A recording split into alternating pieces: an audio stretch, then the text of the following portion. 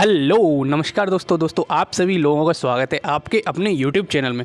दोस्तों आप सभी लोगों के लिए एक इम्पोर्टेंट इन्फॉर्मेशन है। बेहतरीन रिक्रूटमेंट निकल के आउट हुआ है यूपी मेट्रो रेल कॉर्पोरेशन की तरफ से। यूपी एमआरसी की तरफ से न्यू रिक्रूटमेंट है।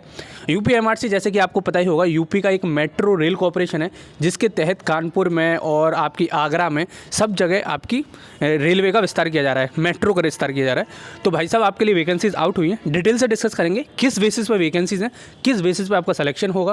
पहले एलिजिबिलिटी बता देता हूँ जिससे कि किसी भी स्टूडेंट का टाइम वेस्ट ना हो। जो मुद्दे वाले स्टूडेंट है, जो जिसके लिए वैकेंसीज हैं, वही इसको टैकल कर सकें। देखो दोस्तों, अगर आपने बीई बीटेक कर रखी है तो आप इसमें एलिजिबल हो जाते हो। पर्टिकुलर वैकेंसीज कुछ हैं और कुछ डिप्लोमा वाली वैकेंसीज हैं, तो डिप्लोमा और बीई बीटेक वाले स्टूडेंट एलिजिबल हो जाते हैं। अब मैं पर्टिकुलर ब्रांच की बात करता हूँ तो देखो यार, अगर आपने सिविल, इलेक्ट्रिकल, इलेक्ट्रॉनिक्स और कंप्यूटर साइंस है, शायद कंप्यूटर साइंस भी नहीं है, वैसे आपके थोड़ा सा देख लेना, थोड़ा आगे और मैं दिखा दूंगा। वैसे इलेक्ट्रिकल के लिए ज़्यादा वैकेंसीज हैं, सिविल के लिए वैकेंसीज ज़्यादा हैं और इलेक्ट्रॉनिक्स वाले स्टूडेंट्स के लिए वैकेंसीज निकली है।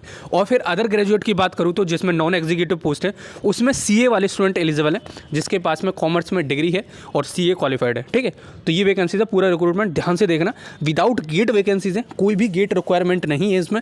बीटेक वाले स्टूडेंट्स के लिए दोनों, चाहे बीटेक वाले स्टूडेंट हों चाहे डिप्लोमा वाले स्टूडेंट हों, सबके लिए ऑनलाइन एग्जाम कंडक्ट कराया जाएगा। बीटेक वाले स्टूडेंट एग्जीक्यूटिव ट्रेनी की पोस्ट पे लगेंगे और जो आपके डिप्लोमा वाले कैंडिडेट हैं वो जूनियर इंजीनियर की पोस्ट पे लगेंगे।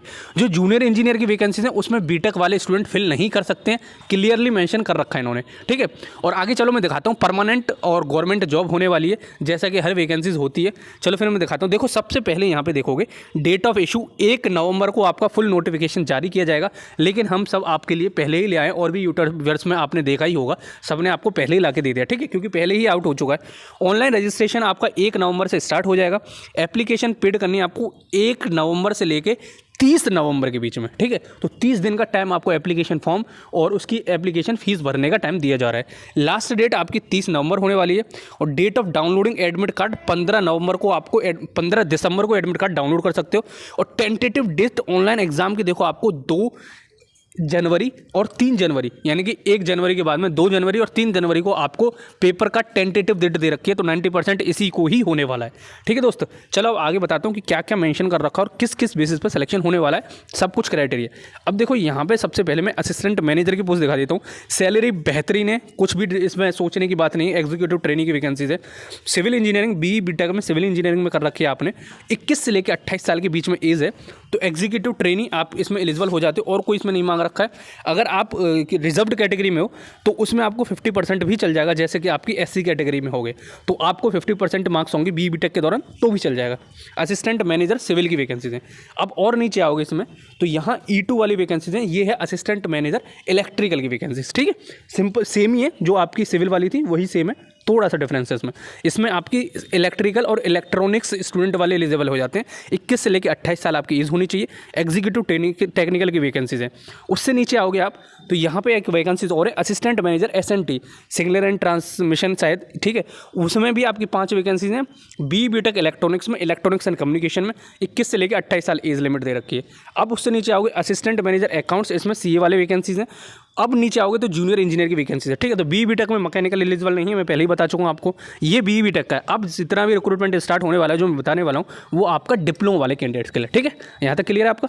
अब देखो जूनियर इंजीनियर सिविल, इसमें 43 वैकेंसीज हैं और एज लिमिट आपकी 21 से लेकर 28 साल है। फ्रेशर कैंडिडेट एलिजिबल है, कोई भी एक्सपीरियंस रिक्वायर्ड नहीं है। अगर आपके पास एक्सपीरियंस नहीं है कोई बात नहीं, इसमें आप एलिजिबल हो जाते हो। ठीक है, और ऐसा नहीं है, सबसे इंपॉर्टेंट बात बताना तो भूल ही गया, ऐसा नहीं है कि केवल आप यूपी के कैंडिडेट हो तो ही भर सकते हो। किसी भी इंडियन स्टेट्स के, किसी भी इंडियन स्टेट के 28, 29 जितने भी स्टेट है सब वाले स्टूडेंट इसमें एलिजिबल होने वाले हैं। ठीक है, क्योंकि भाई यूपी के एग्जाम में यूपी में सब एलिजिबल होते हैं। जूनियर इंजीनियर इलेक्ट्रिकल की वैकेंसीज, इसमें 49 वैकेंसीज हैं। सैलरी आपकी यहाँ मिलने वाली है और A3 आपका ग्रेड पे होने वाला है। ठीक है, मेडिकल स्टैंडर्ड दे रखा है उसमें। तो टोटल 3 साल का डिप्लोमा होना चाहिए आपकी इलेक्ट्रिकल इलेक्ट्रॉनिक्स में। फिर SNT की बात करोगे तो 17 वैकेंसीज हैं, जिसमें 3 साल का इलेक्ट्रॉनिक्स में डिप्लोमा होना चाहिए या फिर उसके इक्विवेलेंट में आपको पता ही होगा BSc आ जाती है। और असिस्टेंट अकाउंट असिस्टेंट में यहाँ पे आपका BCom वाले स्टूडेंट एलिजिबल हो जाएंगे, 2 वैकेंसीज हैं आपकी। फिर ऑफिस असिस्टेंट में या 3 या 4 साल का कोई भी आपने ग्रेजुएशन कोर्स कर रखा है, चाहे बीई बीटेक चाहे BSc कुछ भी कर रखा है, तो आप इसमें एलिजिबल हो जाओगे। ठीक है दोस्त, अब देखो यहाँ पे आओगे तो ये वैकेंसी इन्होंने रख रखा है, CBT के बेस पे होगी और कहाँ कहाँ आपका सेंटर पड़ सकता है वो भी यहाँ लिख रखा है। और देखो आपको कहाँ कहाँ ज्वाइनिंग मिल सकती है, मैं पहले ही बता चुका हूँ 3 जगह आपका मेट्रो का काम चल रहा है, लखनऊ, कानपुर, आगरा। इन 3 जगह में से किसी भी एक जगह आपको रिक्रूटमेंट मिल जाएगा। एक कैंडिडेट एक से ज़्यादा पोस्ट के लिए भर सकता है, ठीक है, यहाँ मेंशन कर रखा है इन्होंने। अब देखो सबसे इंपॉर्टेंट बात बताऊँ, फाइनल ईयर वाले स्टूडेंट एलिजिबल नहीं है। अगर आपके पास में आपकी डिग्री है तो ही आप इसमें एलिजिबल हो। अब और देखो यहाँ पे देखो सिलेक्शन प्रोसीजर मैं पहले ही बता चुका हूँ, आपका रिटन टेस्ट के बेसिस पे होगा। और जो टेक्निकल एग्जीक्यूटिव जो BE BTech वाले स्टूडेंट है उनको इंटरव्यू भी देना पड़ेगा, और जूनियर इंजीनियर पे कोई भी इंटरव्यू नहीं है। अब पेपर पैटर्न की मैं बात बता देता हूँ आपको।